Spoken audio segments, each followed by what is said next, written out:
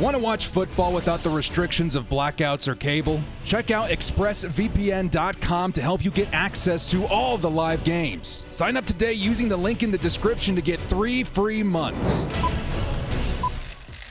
Yo, what up, brothers? It's the director. Chargers fans, we're going to be talking about Mike Williams today, okay? A video featuring Mike Williams. I think I was looking at the comments of my last video, and someone's like, can you let us know what's going to happen if we do not re-sign Mike Williams? Which a lot of us, I know we don't want to think about it, but it is a possibility, and that's what we're going to go over today. Now, before we do actually jump into this video, I did want to take a moment to address some of the tragedy and horror that we're seeing in the world right now. I'm just stick to my stomach thinking about the death and suffering going on in Ukraine right now. So our thoughts and prayers are with those people, and hopefully, you know, if you're of the same belief, we can all send positive vibes together. All right, guys, this video today is one of those videos I don't like to make. I'm optimistic, sue me, right? But let me start by saying on record, okay, I think the Bolts should extend Mike Williams. They can tag him too if they want, but I'm of the opinion that we give him a contract, make sure he's with the team at least for the next 3 to 4 seasons. But what if the Bolts let Mike walk? Again, it's hard for me to even say it because I don't think any of us want this, right? There are complications when it comes to Mike Williams and his contract. Firstly, the money. He's not going to be cheap. And the team will probably throw him the bag, another team, right? Look at Kenny Golladay last season to the New York Giants. Like, they paid him like a wide receiver one. And, of course, a lot of people could view Mike Williams as a wide receiver one, which is why his situation is so complicated with the Chargers. Second is his injury history, right? I think this may have been overblown just a little bit, but he does play hurt a lot. I will say consistently, like, while in game, he's probably not 100%. I don't know if you can really say that about any, player in the NFL. It's a very physical sport, but still, it's one that does concern us in regards to Mike Williams. So what if we wake up tomorrow and the Chargers announce that they are not extending him? Well, we're going to see what we can do about that in today's video. Now, before we do get started, guys, question in the comments: is there any rookie that you guys feel, I don't know, good about drafting in order to replace Mike Williams if it really does come down to it? Or would you rather target guys like, in the defensive line, right tackle in the first round? Just let me know what your thoughts are in the comment section below. Well, before we do kick off, guys, hit us up with a like and sub if you do enjoy this Chargers content. The small amount of time you guys take to hit the like, sub, and bell notification helps me out a lot. Let's get into this one. Lights, camera, action.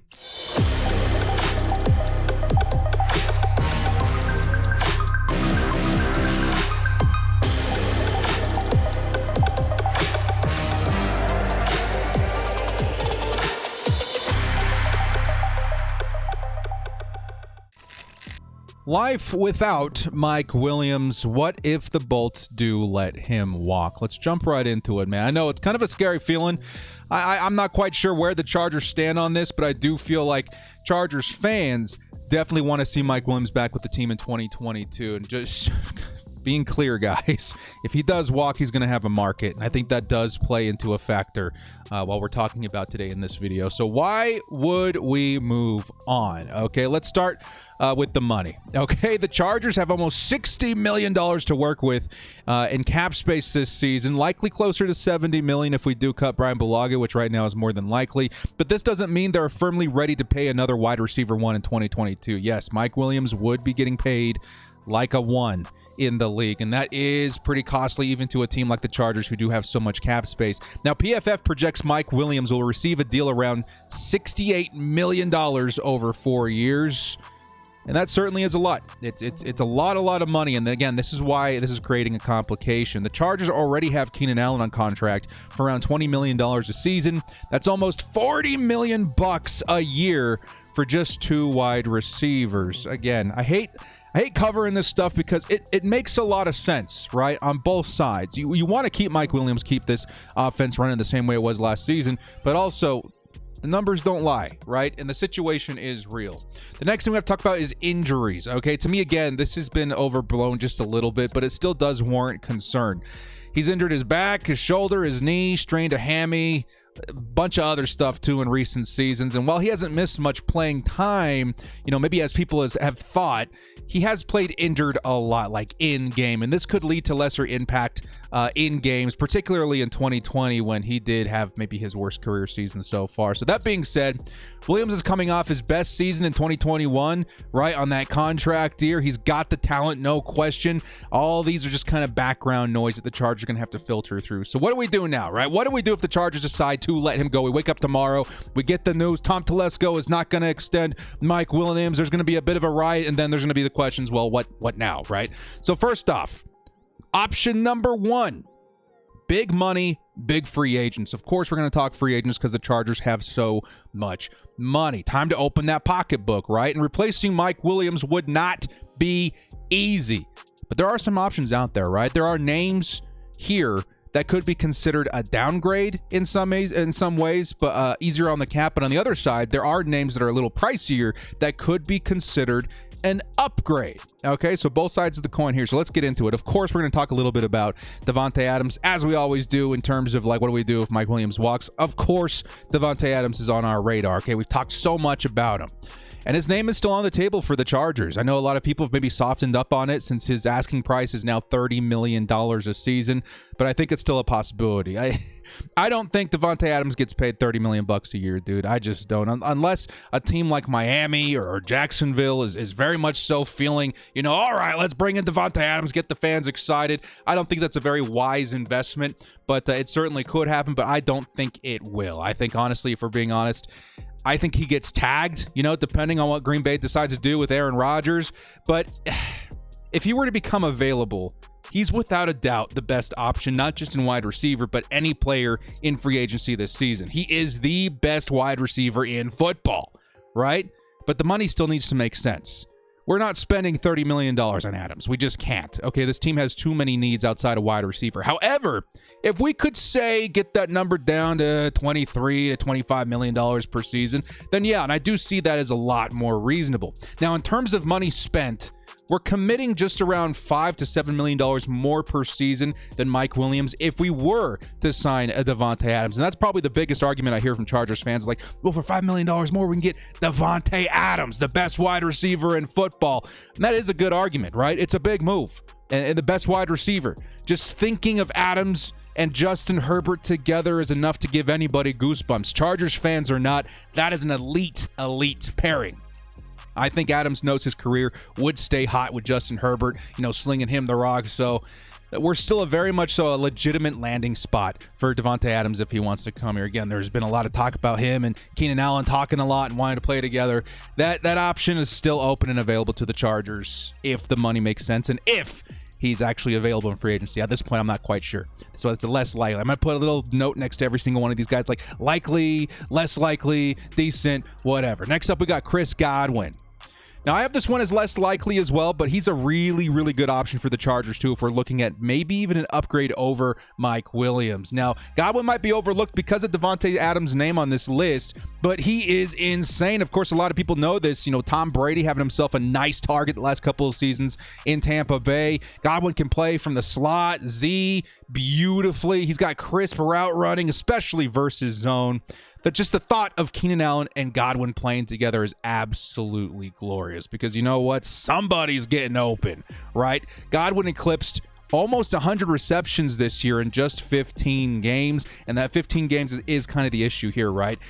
The issue is Godwin tore his ACL in week 15 versus the Saints. That is definitely a concern. His timetable is favorable for a return this season, but it is worth monitoring. I do think a return is more than likely within like the first week or two of the regular season, so it's not as bad as it could have been, but still it's something to keep an eye on. Williams and Godwin offer different skill sets too, right? So Godwin would be better, let's say, at getting open, so this would shift, let's say, the offensive scheme just a little bit, but in a way, it would definitely be better in terms of having an open target. Godwin is a very prime candidate for the Chargers to pick pickup if they're looking maybe for a slight upgrade over Mike Williams. Godwin is projected a contract worth $16.5 million a season. Again, a little bit cheaper than Mike Williams, but maybe his skill set does warrant what the Chargers want to do, okay? Next up, I got this next player listed under decent chance, right? We got Michael Gallup, right? I think there's a decent chance the Chargers are reviewing tape of Michael Gallup right now, just as a contingency whether or not, if they decide to move on from Mike Williams. And Gallup, in my mind, is the perfect example of a wide receiver who brings a lot of value, at the number 2 spot on the depth chart without really breaking the bank, right? He's very scheme diverse. He fits, right in opposite of Keenan Allen. Great spec catch. I've seen some of the most ridiculous catches, from the Cowboys sideline, due to Michael Gallup and his skill set there. But he does have one issue, and that issue is sometimes he does drop the ball. And Chargers fans so sick of seeing dropped passes in this team. I think it's time that we try to move in a direction where that stat becomes a little less frequent for the Bolts. Now, he reminds me a lot of what Mike Williams does, though, right? He reminds me of Mike Williams in the sense that he's able to get those spec catches. He's got a big physical frame. I think you line him up right where Mike Williams was. I think you're going to find some decent success at a much cheaper cost, because Gallup at this point projected a 1-year, $5 million contract. That is a lot of money that you're saving in order to go spend elsewhere in free agency, and I think a lot of Chargers fans do agree that defense is the priority. A multi-year deal is also possible, maybe 2 to 3 seasons for Michael Gallup, because that is a very, very cheap number. One that, again, you put him right back in there at the Z, position. I think he would do just fine there. So Michael Gallup, a decent chance for him. Next up, lightly we'll go over Will Fuller. I think there's also a decent chance the Chargers are at least looking into him. He helped shake up the Chargers' offensive scheme by adding a true speed option, right? The Chargers last season, we had Jalen Guyton, who was fairly decent, but not on the level of a Will Fuller. Will Fuller, however, being as amazing as he is probably the fastest speed in free agency this season. It's a gamble by adding him, right? Because he battled injuries all last year. It definitely, he was just not on the field for the Miami Dolphins. But still, it's hard to argue that a wide receiver room consisting of, Keenan, Palmer, and Fuller, that is very interesting. It really shakes up what the Chargers can do. So, in my opinion, Fuller should maybe sign a prove-it deal in the realm of around $5 million over one season, right? If he does very well, he stays healthy, gets on the field, then maybe the Chargers look at extending him. Again, a very, very cheap option if you're looking to shake up your offensive scheme a little bit. Next up, there's a name not a lot of Chargers fans like to see. I get it. It's not my favorite option either, but it's one that we do have to talk about a little bit in DJ Chark. Chark and Williams. These guys bring a lot of the same traits to the table in terms of physicality, right? They're both very tall. I think both around 6'4". But the difference is Chark does possess more speed. He is a bit of a faster wide receiver. But there is a concern that he had a drop-off in production in 2021, whether it be Trevor Lawrence kind of, massaging his way into the NFL, or DJ Chark individually suffering. That's something that does concern me. Perhaps with a better quarterback in Justin Herbert, we could unlock his potential, but he's not my favorite option. We'll just kind of close it with that. Chark is projected a 3-year, $36 million contract, an average of $12 million a season. Again, I don't like the money either. If we can get that number underneath like $9 million a season, maybe I'll consider it, but I just do not see DJ Chark anywhere near the level of that contract. Next up, and this one might shock you guys. This one, honestly, I've thought a lot about it since last night, in terms of adding a wide receiver that could help this team. And I came down to this, man. Cordarrelle Patterson, right? Is this shocking? I think there's a very likely chance that this happens, man. This shocked me, too, that his name was on this list. But last night, I was scrolling around Twitter, and I saw the boys at Guilty as Charged post an article about our new coach, our special teams coach in Ficken, talking about the Chargers researching Patterson, saying that Brandon Staley called around the league, a couple of guys in Cleveland, Harrison Smith, and Cordarrelle Patterson in regards of, just inquiries. And, honestly, man, Cordarrelle Patterson, to me, would be such a great idea for the Chargers. He's a running back, right? Yes, he is. But he played most of his career at wide receiver with the Bears and other teams. He can now be considered a gadget player, right? The reason he's on this list, is because of his ability to line up wide or in the slot. He's a big target, 6'3", but it also adds value on other sides of the team, right? Not only a really good wide receiver, I would say mainly in the slot, but he also adds great depth to our running back room. Running back 2 behind Austin Eckler, you know, that is a really, really nice look on offense. Him and Austin Eckler, definitely that 1-2 punch that we're looking for. Sometimes even I forget how big the guy is. Very reminiscent in the size of like a Melvin Gordon. Very, very tall, very big, physical kind of guy.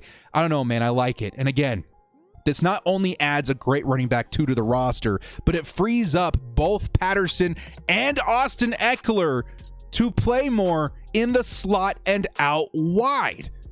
Talk about versatility, right? All of a sudden, you're looking at Austin Eckler playing more wide receiver, which I think he would, you know, find a lot of success in the slot. And then, of course, Cordarrelle Patterson. There are options out there as far as the Chargers wide receivers and running backs because they are both so versatile. The cherry on top is that Cordarrelle Patterson, he is a little bit older, around 30 years old. This is bringing his price down a little bit in free agency. He's projected for a 2-year deal worth $12 million, an average of $6 million a season. I see this as a great value because of not only what he offers as a running back, but as a wide receiver as well. This is probably one of my favorite options on this list, okay? Next up, we're outside of free agency. Let's talk a little bit about the NFL draft. I know a lot of people in my comment sections have been waiting, like, Director, when are you going to start talking about the draft? I'm taking my time. I'm taking my time to really get to know these prospects. And for this first video here, we're going to talk a little bit about a couple of wide receivers that the Chargers could maybe step into Big Mike's role. It's a big ask of any rookie, of course, but it's a strong draft class when it comes to wide receiver, and there's some solid options to consider. So I'm just going to name a few off here as an example of how the Chargers can target specific kinds of wide receivers in the draft. First off, Jameson Williams. Okay, this is a less likely signing. You know, Jameson Williams out of Alabama. If it weren't for an ACL tear, I think it was in their the championship game. If it weren't for an ACL tear, I do not think the Chargers would have any shot at drafting Jameson Williams, okay? He would likely be long gone by pick 17. This does add some risk. Of course it adds risk. The dude tore his ACL late in the season, but it also opens a door. Williams, to me, is a very unique prospect. He's big, I think around 6'2", that frame, you know, the solid route runner. But the biggest thing on him is definitely that speed, right? I think he's all around a very, very solid wide receiver. But that speed is something that the Chargers just not have had. And to me, honestly, the thought is that there's still this hidden talent in Justin Herbert that we haven't really seen since, let's say, 2020 in his rookie season. Of being able to target guys, you know, deep behind coverage. We need a guy that can do that. And Jameson Williams in the draft is one of the best available that I think the Chargers could possibly target, right? But again, he tore his ACL just a month and a half ago, right? He doesn't likely return until around week 2. I think it's worth it, right? You're going to have to start massaging him into the league. Maybe he doesn't get really involved until around week 6, but I think Jameson Williams is that kind of talent, right? Huge talent and one worth the risk. Herbert and Williams, you know, a different Williams, Sag, would absolutely wreak havoc in the NFL. I think Jameson Williams, to me, is the most talented wide receiver in this class. It's just unfortunate that torn ACL comes during his draft. So, I don't know, man. I think that's worth the risk to me, but that's a less likely signing for the Chargers. Next up, we got Chris Olave out of Ohio State. I did list this one as a decent chance. I do think there's he's been mocked to the Chargers a lot lately, and that's for good reason. He's one of the best route runners in this draft. He'd give Herbert an open target more often than not. I think a lot of people know how good Chris Olave is. He's also got really decent speed and acceleration too, right? I think this creates a lot of opportunity for yards after the catch. Olave, in my opinion, if the Chargers decided to go this route, would provide a solid piece to maybe a more surgical offense that prioritizes getting open and moving the chains. Keenan Allen and Chris Olave on the same field, I like it a lot. I really do. Again, it kind of reminds me of the same sort of scheme, I guess you would see with Chris Godwin and Keenan Allen. You'd see that chain moved more often than not through the air. I like that option quite a bit. And then lastly, my last wide receiver here in the draft to mention, as far as, let's say, in the top round, is Drake London. I do see Drake London as more of a lower, first-round pick, but still, I think there's a decent chance the Chargers are looking at this guy because London, this is the guy you want to target if you just need to keep the offensive scheme similar, right? In terms of what Mike Williams' role was with the squad. London reminds a lot of people of Mike Evans, right? Huge, 6'5", solid hands. He's a great route runner for his size. He's overall a very exciting prospect. I think one that's maybe not even getting talked about enough.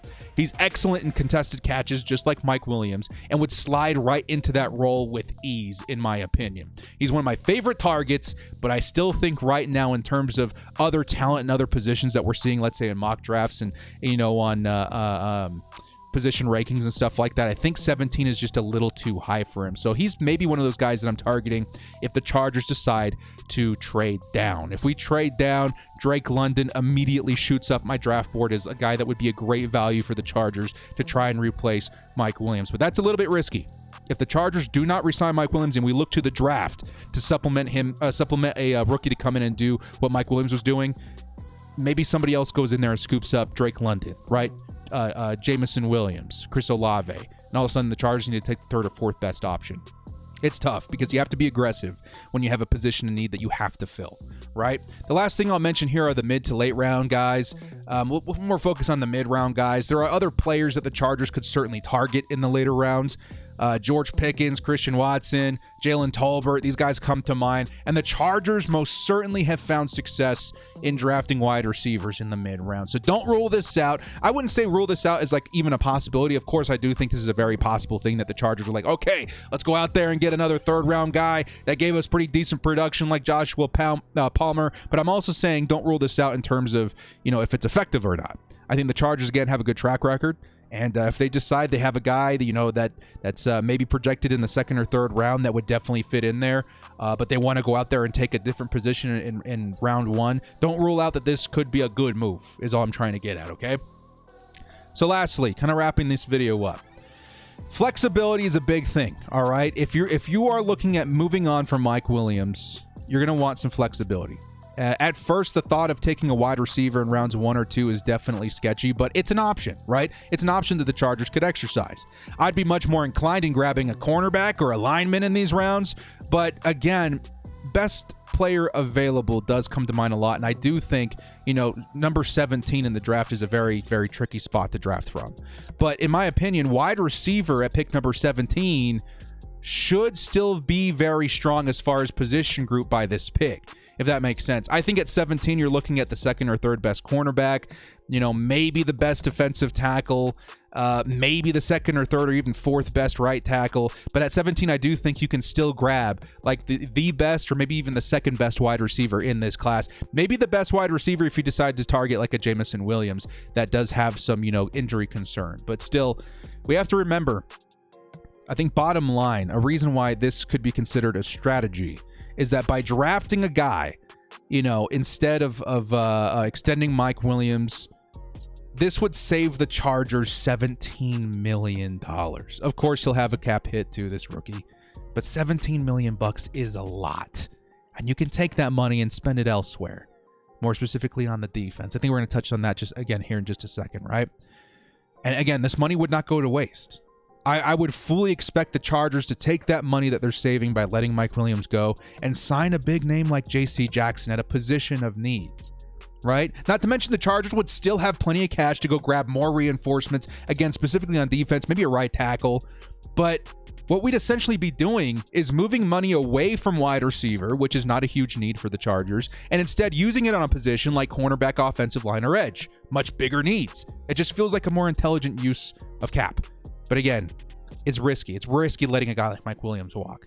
Finally, we have to remember, the receiving help will not stop at drafting a guy or even picking up a guy in free agency. Okay, at the wide receiver position. The Chargers are more than likely going to add a tight end this season. Guys like Mike Gesicki, David Njoku. These guys are heavily linked to the Chargers, and this should happen. I think the Chargers more than likely are going to pick up a nice tight end this season. And if we've learned anything from the Pro Bowl, I know it's the Pro Bowl, but if we learned anything in that game, it's that, a solid tight end is that something that Herbert needs. Him and Mark Andrews just went off. So Gesicki with, Justin Herbert, he's not my favorite. I think I would heavily, maybe favor a David Njoku, but Gesicki with Herbert, it's hard to imagine, them not finding success. But my point here is that the Chargers, if they lost Mike Williams, they more than likely still gain a tight end, which can do a lot of the things that Mike Williams does, that safety blanket, that, valve guy. I feel like there is a world where this makes sense, because not only are you getting a tight end that can do a lot of what Mike does, but you're also picking up maybe some free agents or rookies that could also play, and maybe even add a different role on the outside where Mike Williams was playing. So my bottom line here is we're gonna wrap this up in a nice bow. These, to me, these options, I would consider safeguards, right? In terms of just being prepared. We don't know what the Bolts are going to do. From what I'm hearing, it's more than likely that Mike Williams sticks with the Chargers. They love the guy. They love what he brings to the offense. So even if it's just for one more season on franchise tag, personally, I think the Chargers keep Mike Williams on the squad. But this is definitely a trickier situation than me and maybe other Chargers fans, see on the surface, right? Given his cap hit and his injury history, and honestly, the options that the Chargers would have in front of him this season, too. There's also the less likely topic of scheme fit, too, because the Chargers love what they're doing. But could a guy like Josh Palmer, take Mike's spot? No. Could the Bolts try to feature a speedster like the Chiefs do, and what with Tyreek Hill? Of course they could, but that would require them to change their scheme up a little bit. But I do think a speedster is something that the Chargers need to experiment with this season. You got to unlock that potential of Justin Herbert. So to me, Mike and Herbert are not done growing together either, right? And that's another big reason to keep him on the squad. I think we'd be wise to extend Mike Williams to a 4-year, $70 million contract with the proper contingencies in place, just in case he does get injured or doesn't live up to that role, which I think he would. But there's no guarantee that Mike takes it, okay? We have to remember, as we saw with a similar receiver in Kenny Golladay last season, there will be teams out there willing to throw him the bag, to step in as their wide receiver one. That's what these numbers are saying, wide receiver one. But gun to my head, how would I handle this situation, right? If I had to let Mike Williams walk, what am I doing? I think I'm doing a little bit of both, right? First off, give me Cordarrelle Patterson in free agency, okay? We're doing a little bit of both. In free agency, I'm taking Cordarrelle Patterson, right? His versatility is insanely valuable to the team and would provide maximum flexibility to the Chargers. And all the different ways you can use him as well as wide receiver. But we're not done there. Next, I target a wide receiver in the draft. I'm doing both because these are big shoes that we got to fill. Because there are great options, I think, all over the draft. Again, a very strong wide receiver class. And I honestly wouldn't be afraid of taking a wide receiver early, right? To me, give me a mild trade down, right? We've seen scenarios where the Chargers trade down with the likes of the Pittsburgh Steelers. If you do that, you open up possibilities to get a guy to value, let's say like Drake London, or maybe the guy that I would grab here in the early 20s, Jameson Williams, okay? Let me see if I can find Jameson Williams here, right? Not every speedy wide receiver finds success coming out of the draft. We've seen it with Henry Ruggs. Jerry Jeudy looked pretty good. There's been John Ross, right? Those guys, they're okay. I think Jerry Jeudy definitely the best of the bunch. But I think Williams paired with a guy like Herbert could be a very lethal combination. I get that he's injured. I get that he's going to have a slow transition into the NFL, coming back in, missing practice and all that. But I view him more than just a speed guy. If it was just a speed guy, no, don't do it. But his route running is very impressive as well. Getting open is something that he does. I view him, honestly, if we're going to do like a light player comp, who would I think I would view him as like a much taller Tyler Lockett, right? You guys know how good Tyler Lockett is. I would see him as a taller Tyler Lockett. And that, my friends, makes for a very exciting offense that opens up a lot of possibilities for Justin Herbert in that offense. So I don't know, man. Finally, we'd be able to take the top off the defense. That's honestly, if I had to go on, my life without Mike Williams, that's probably what I would do. And that would open up so much cap space. I would say at least, $13 million to go out there and sign a guy like J.C. Jackson, Hasten Reddick, other pieces of the defense that we need. I think this defense really needs all the help that it can get. And so if the Chargers decided, hey, we got to let Mike go in order to fix this defense, I would understand it. I just don't think that that's what the Chargers decide to do. Well, guys, let me know your thoughts in the comment section below. Again, a bit of a longer video for the topic. I was expecting this one to be a little bit shorter, but very big topic, very big topic of conversation for Chargers fans, and one that honestly is a very real possibility. There's a very real possibility the Chargers don't bring back Big Mike, and we're going to have to find out what to do. We're going to have to start thinking about what to do after that. So let me know your thoughts in the comment section below. It should be a very interesting one. Again, thoughts and prayers to the people of Ukraine. We are definitely, you're in our hearts, and we are absolutely praying for you, and hopefully everybody, the world comes out all right after that. Well, guys, thank you so much for joining me. This has been The Director. We'll see you next time, and as always, bolt up and stay frosty. Jameson Williams, worth the risk.